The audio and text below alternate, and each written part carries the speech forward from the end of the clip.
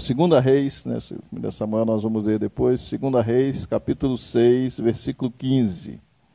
É o texto que nós vamos estar lendo hoje.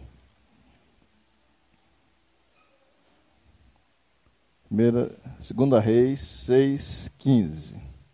Tendo se levantado muito cedo o homem de Deus e saído, e eis que tropas, cavalos e carros haviam cercado a cidade.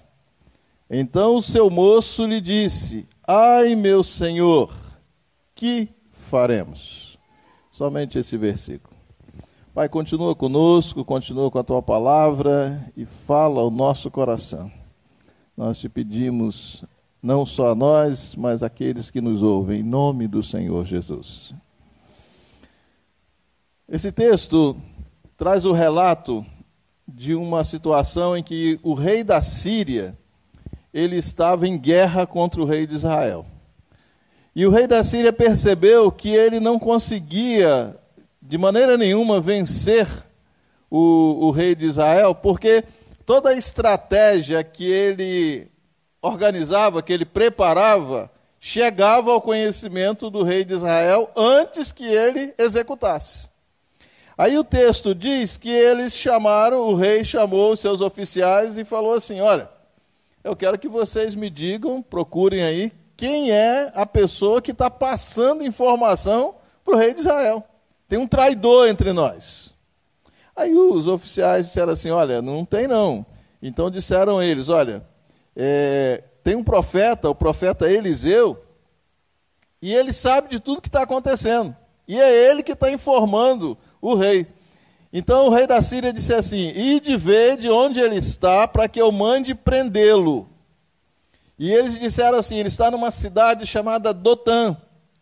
Então ele enviou para lá cavalos, carros, fortes tropas, chegaram de noite e cercaram a cidade. Então o pano de fundo dessa história aqui é o profeta Eliseu, o seu auxiliar, e o rei da Síria com um exército enorme, como se fosse pegar uma pessoa um guerreiro, uma pessoa valente, cercando ali.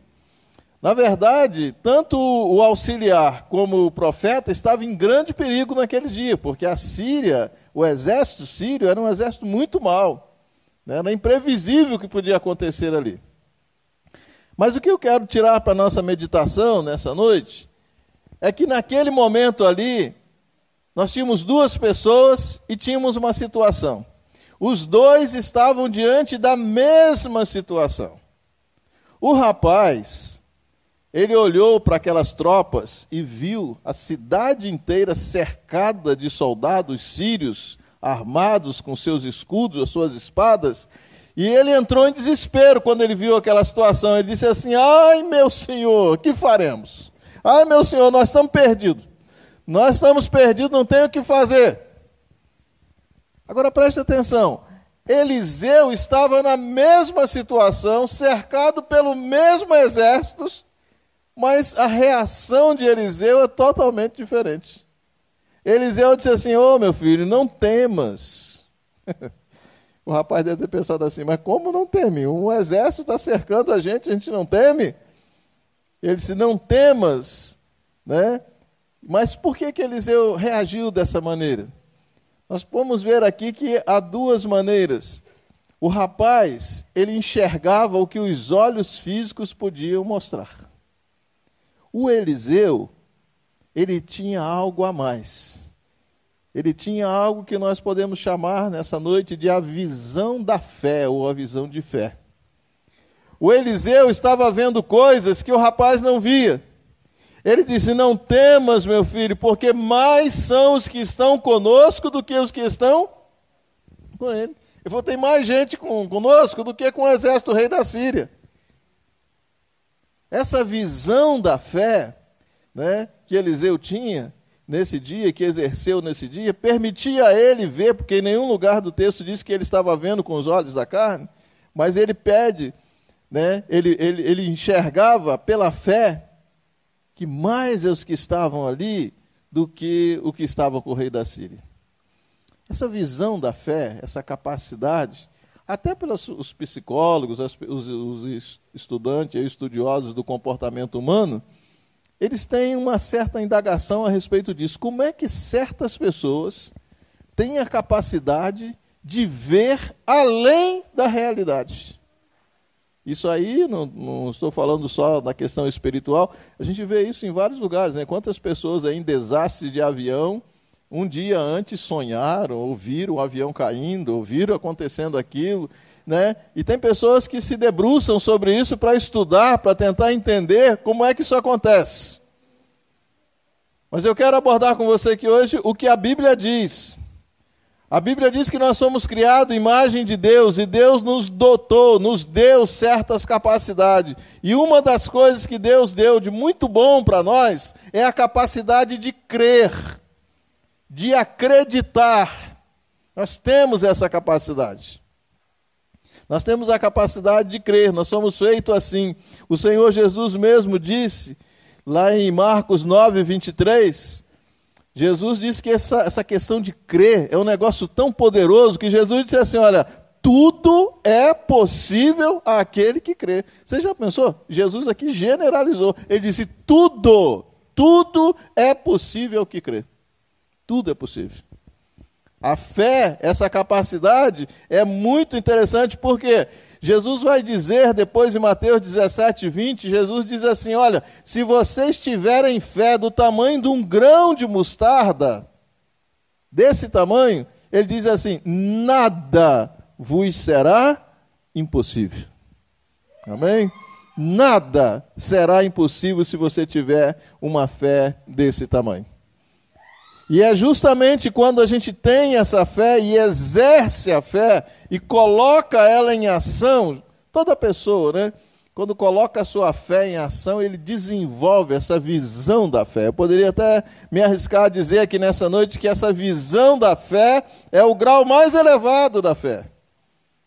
É quando você começa a ver aquilo que ainda não se tornou visível aos olhos da carne. Isso é muito importante, isso é muito útil na nossa vida, né? Por quê? Porque com essa visão da fé, colocando a nossa fé em ação, nós temos a capacidade de enfrentar as dificuldades da vida, né? As barreiras que surgem. A vida é difícil, sempre foi difícil. E nós temos condição de enfrentar. Vocês lembram lá de 1 Samuel, capítulo 17, né? Quando Davi se coloca diante do gigante, né? Aquele gigante que enfrentava Israel, todo mundo, um exército inteiro, uma nação inteira fugia do gigante, porque os filisteus tinham dito, olha, se encontrar alguém que pode enfrentar o gigante, a gente não precisa de guerra, a gente resolve aqui. E ninguém ia, ao contrário, quando o gigante aparecia, o texto diz que eles corriam, todos eles fugiam do gigante. Aí chega Davi, franzino, novo ainda, mas a primeira vez que Davi viu o gigante, ele olhou para o gigante e disse, mas é esse aí? Quem é esse sujeito aí para estar afrontando os exércitos do Deus de Israel? Eu acho que tinha soldado lá escondido lá dentro da trincheira, dizendo assim, meu Deus do céu, o que esse rapaz está falando? A impressão que dava é que Davi estava olhando para o gigante, mas ele não estava vendo o gigante. Ele deve estar falando com outra pessoa. Não é possível que ele está vendo o gigante e está tendo a coragem de falar isso. Davi foi lá, se apresentou ao rei e veio para enfrentar o gigante, diz a palavra no capítulo 17. E no dia que Davi chegou para enfrentar o gigante Golias, o que Davi fez? Diz o versículo 45, Davi, porém, disse ao filisteu, tu vem a mim com a espada e com lança, mas eu vou contra ti em nome do Senhor dos Exércitos, o Deus de Israel.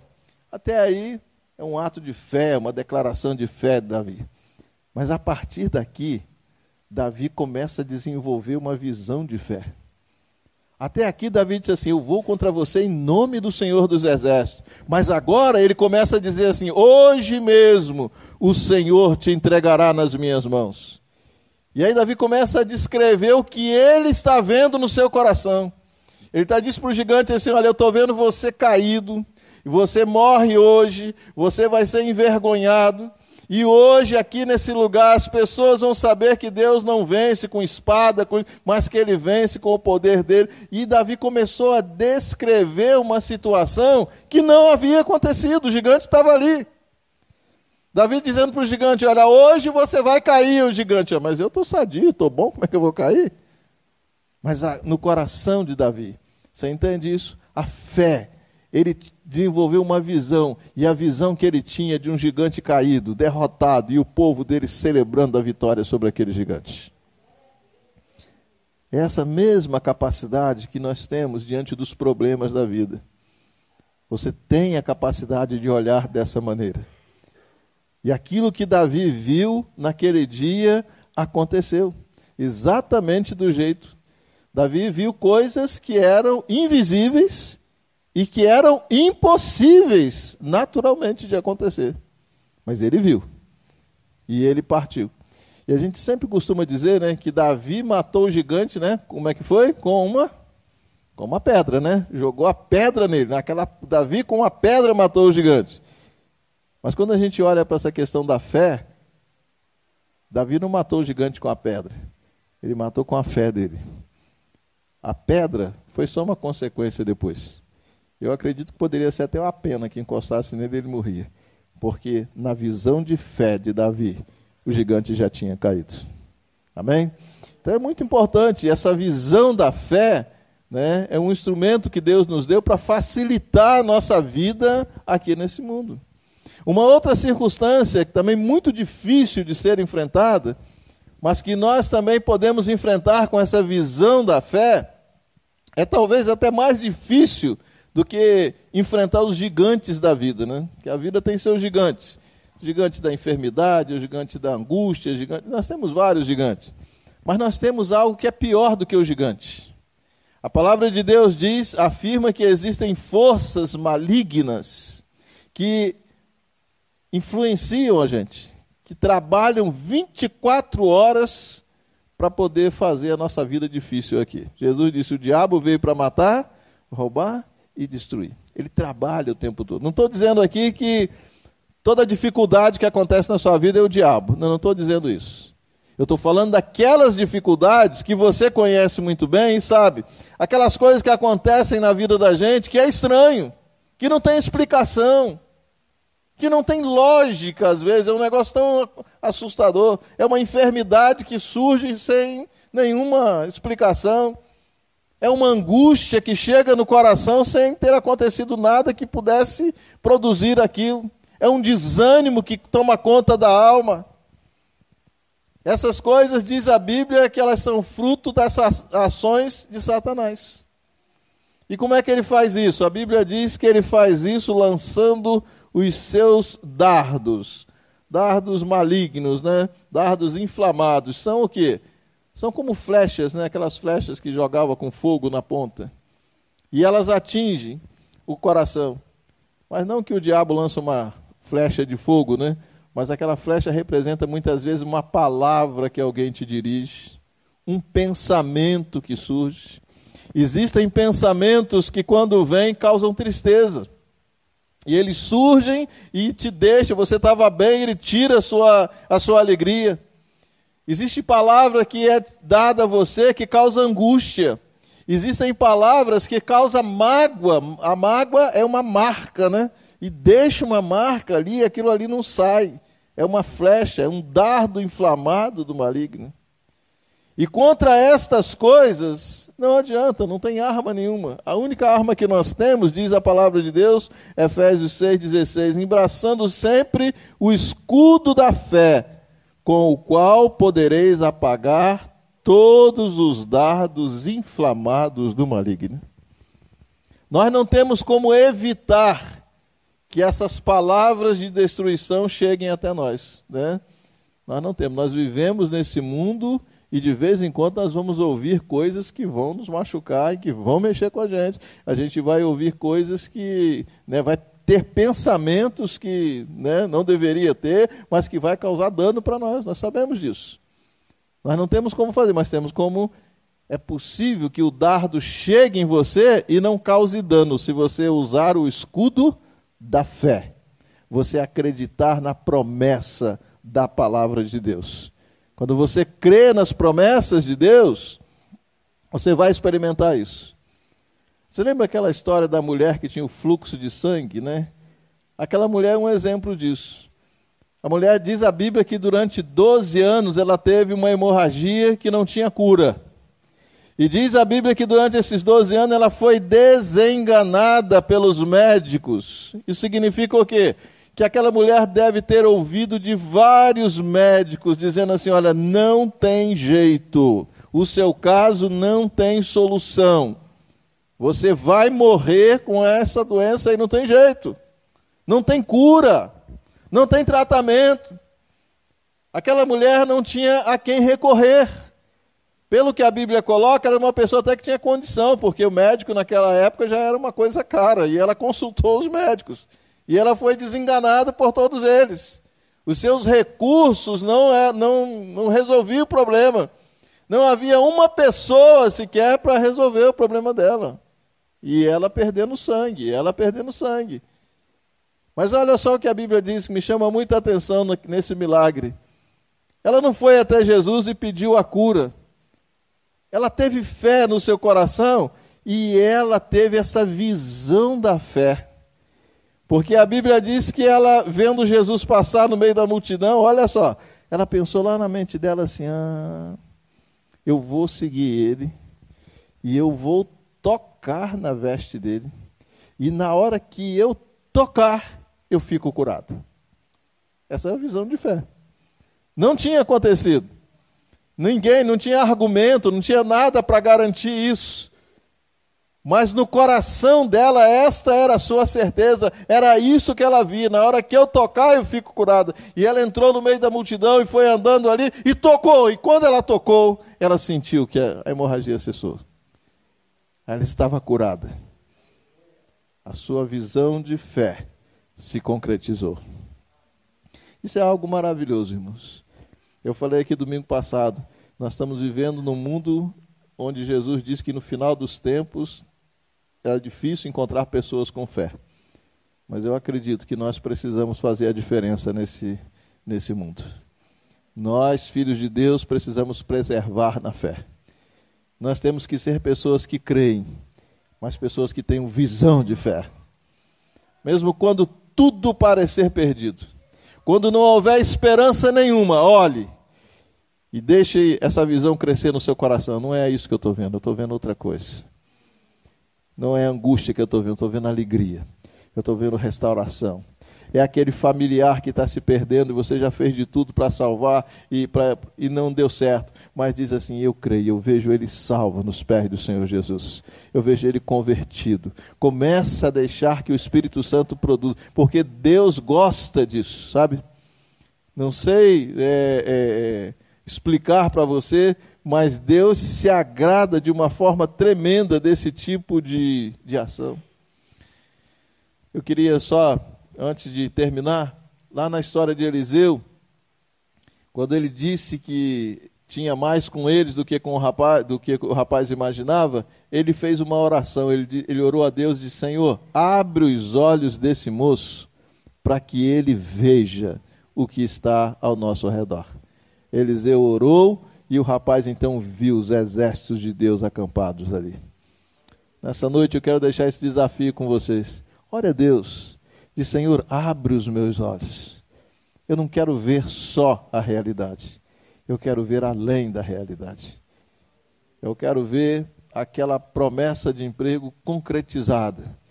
Eu quero ver aquela situação que não tem solução, mas eu quero enxergar ela já resolvida em nome do Senhor Jesus, porque eu creio no teu nome. E a gente precisa desenvolver isso. Lá em Mateus capítulo 8, a Bíblia fala que Jesus estava entrando na cidade de Cafarnaum e apareceu um centurião e ele implorava a Jesus, disse: Senhor, meu criado lá em casa está doente, paralítico, sofrendo horrivelmente. Ele não era só paralítico, ele tinha alguns problemas e ele estava sofrendo. E aquele era um criado dele. E aquele homem chega para Jesus e diz: Senhor, meu criado está nessa situação. E aí Jesus diz para ele assim: tá bom, você mora aqui, eu vou na sua casa, eu vou lá curar ele. Aí quando Jesus disse assim: eu vou lá curar, o homem disse: não, eu não quero que você vá na minha casa não. Mas como? Eu não vou curar. Não. Aí Jesus para e diz, e ouve ele: E ele disse: Senhor, eu sou centurião, eu dou ordem para os meus servos, e eles fazem. O que eu mando eles fazer, eles vão lá e cumprem. Né? E ele disse assim, eu digo para um, faz isso, ele faz, o outro faz aquilo e ele faz. Né? Então ele disse, eu queria que o senhor desse uma ordem, só o senhor falar daqui, o senhor não precisa ir na minha casa. Sabe o que aconteceu com aquele homem? Ele tinha desenvolvido essa visão da fé. No coração dele, na fé dele, Jesus não ia lá curar o rapaz, mas Jesus ia dar uma ordem, né? E essa fé ia fazer com que isso se concretizasse. Mas olha que coisa, né, maravilhosa essa questão da visão da fé. Naquele dia, Jesus não foi na casa dele. Jesus não foi lá. Jesus não tocou no paralítico, como Jesus fez com tantos outros paralíticos que Jesus tocou. Lá, Jesus não tocou no paralítico.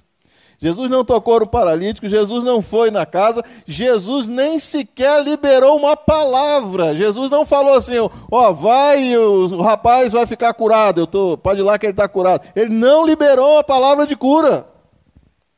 Pastor, mas então o homem não foi abençoado? Sim, ele foi abençoado. Mas sabe de que maneira ele foi abençoado? Versículo 13. Então Jesus disse ao centurião, vai-te e seja feito conforme a tua fé. E naquela hora o servo foi curado. Jesus não tocou, Jesus não foi, Jesus não deu ordem. Jesus disse, eu não vou fazer mais nada. Faça-se o que está no seu coração. Cumpra-se a visão de fé que está dentro de você. E Jesus ainda usou uma expressão, nem mesmo em Israel eu achei uma fé como essa. Amém? Isso mostra que Deus se agrada que nós sejamos ousados, que nós sejamos crentes verdadeiramente. Irmãos, o mundo está precisando disso. Eu acredito que depois dessa pandemia, muita coisa vai mudar. E deve mudar também na vida da igreja. Nós temos que ser uma igreja mais viva, uma igreja mais eficaz, uma igreja que fala que crê, mas crê. Uma igreja que fala em milagre, mas vê os milagres acontecendo. Uma igreja que prega algo que seja verdadeiro, que veja, que seja acontecendo. Nós precisamos sair daquela letargia, daquele comodismo que vinha tomando conta, daquele legalismo, e agora sermos crentes verdadeiros, fervorosos, cheios do Espírito Santo de Deus. Por isso, Senhor, nós devemos orar dessa maneira e dizer, Senhor, abre os nossos olhos nesta noite. Que Deus nos abençoe, que Deus abençoe você que está nos ouvindo nessa transmissão. Que a bênção de Deus esteja também sobre a sua vida.